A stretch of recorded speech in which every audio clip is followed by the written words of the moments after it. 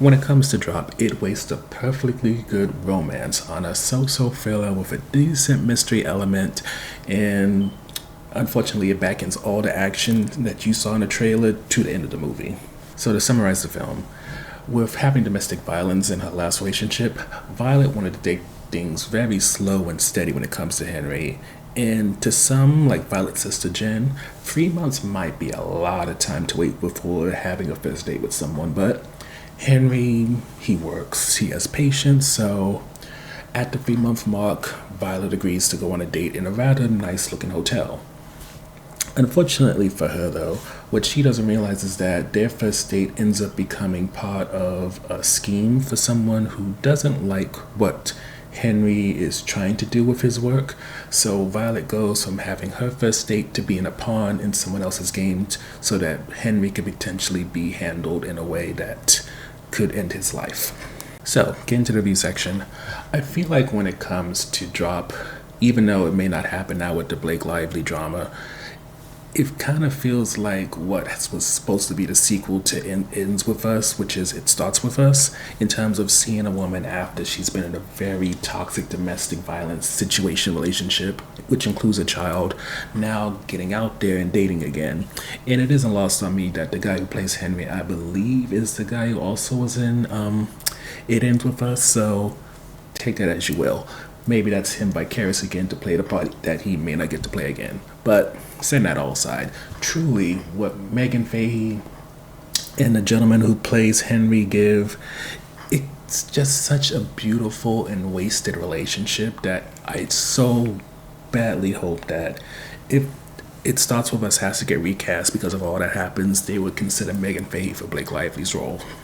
Which leads it on the fence topic, and that's just, you know that based off the trailer, somebody is trying to use Violet's son and sister in order to force her to harm, if not kill, Henry. But there's a middle person who is watching her in the restaurant, and we don't know who that is for most of the movie. And to a certain point, the who is it is kind of interesting, as the bartender could be it. It could be the person who's new that's a waiter. There's a lot of different options. And granted, when it's revealed, it's an okay reveal. It's not something that's like, oh my god, but at the same time, I'm iffy on mystery, so for other people it could be much better than it was for me. But perhaps what may get a lot of people is that when it comes to the action that was advertised in the trailer, all of that's at the end of the movie. Most of the movie is bouncing back and forth between Henry and Violet having what could have been a cute date that gets interrupted by her being coerced to do things to try to interfere with what Henry's trying to do outside of his life with Violet.